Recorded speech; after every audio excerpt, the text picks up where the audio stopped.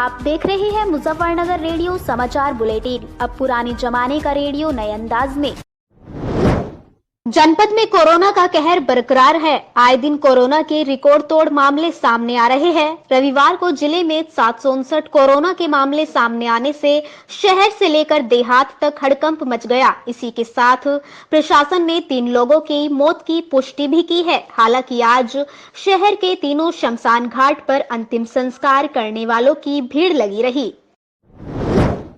Corona ने रविवार को जमकर मौत का तांडव किया। कोरोना से शाम तक 14 लोगों की मौत की खबर है। इनमें से 7 शवों को नई मंडी शमशान घाट पर और 6 शवों का अंतिम संस्कार शहर के शमशान घाट पर किया गया। मरने वालों में 3 अधिवक्ता पोषक अग्रवाल, वीर मुकेश और दीपक सिंघल शामिल है। पूजा स्वीट्स के मालिक हिमांशु चौधरी की भी जिंदगी कोरोना निगल गया। इसके अलावा जिला पंचायत के वार्ड 30 से उम्मीदवार दिनेश धीमान की पत्नी की भी जान कोरोना संक्रमण में चली गई। मौतों का बढ़ता आंकड़ा हर किसी की नींद हराम करने वाला है। जिले में कोविड मरीजों की संख्या बढ़ने के साथ ही बेड और ऑक्सीजन की दिक्कत होने लगी है। इसी बीच प्रशासन ने 2 और प्राइवेट हॉस्पिटल को कोरोना चिकित्सा इकाई के रूप में चयनित किया है। भारत आयुर्वेदिक मेडिकल कॉलेज में 100 और इवान हॉस्पिटल में 50 बेड की व्यवस्था रहेगी। कोरोना संक्रमितों को अब यहां भर्ती कराया जा सकता है। बता दें कि एक निजी हॉस्पिटल में कोविड मरीजों का इलाज पहले ही चल रहा है।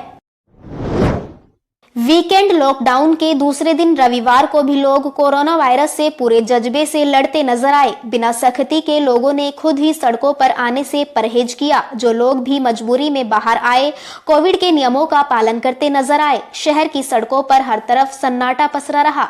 जाहिर है कि हर कोई कोरोना के हालात और अपनी जिम्मेदारी समझ रहा है। बुलेटिन परिवार उम्मीद करता है कि आने वाले दिनों में हर व्यक्ति इसी सकारात्मक सोच से कोरोना पर पार पाने में अपनी सक्रिय भूमिका निभाएगा।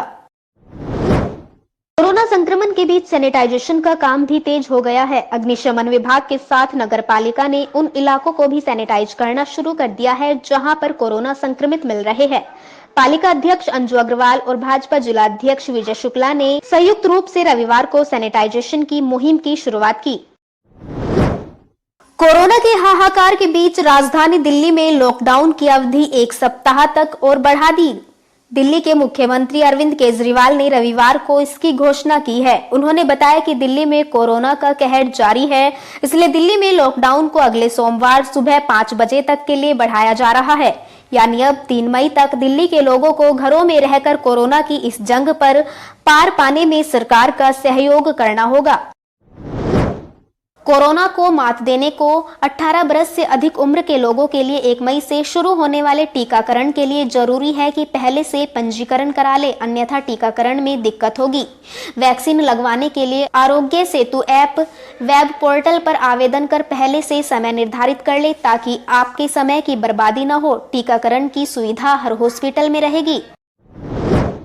यूपी के मुख्यमंत्री योगी आदित्यनाथ ने कोरोना काल में सरकारी और प्राइवेट अस्पताल के चिकित्सकों को कड़ा संदेश दिया है। उन्होंने कहा कि कोरोना मरीजों के लिए कोई भी निजी और सरकारी अस्पताल मना नहीं कर सकता।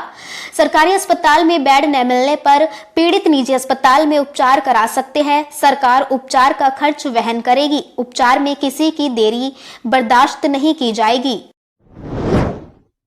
कोरोना वायरस के बढ़ते मामलों के बीच प्रधानमंत्री नरेंद्र मोदी ने आज मन की बात की। पीएम मोदी ने कहा कि कोरोना की दूसरी लहर ने देश को झकझोर कर दिया। उन्होंने कहा कि कोरोना वायरस देश के लोगों के धैर्य और दुख सहने की सीमा की परीक्षा ले रहा है। कई लोगों ने ऐसे में अपने को खोया है। यह समय हौसले से लड़ाई लड़ने का है। पीएम मोदी ने कहा कि राज्य की सरकारें भी दायित्व निभाने में जुटी हुई है। पूरी ताकत के साथ कोरोना के खिलाफ लड़ाई लड़ी जा रही है। प्रधानमंत्री मोदी ने कहा कि अपना भी ध्यान रखिए और अपने परिवार का भी ध्यान रखिए। उन्होंने कहा कि सिर्फ विशेषज्ञों की बात माने, डॉक्टरों की बात माने और जरूरी उपाय अपनाएं। कोरोना काल में ऑक्सीजन संकट दूर करने के लिए मोदी सरकार ने रविवार को बड़ा फैसला किया है। देश भर के 551 ऑक्सीजन प्लांट लगाने का फैसला किया है।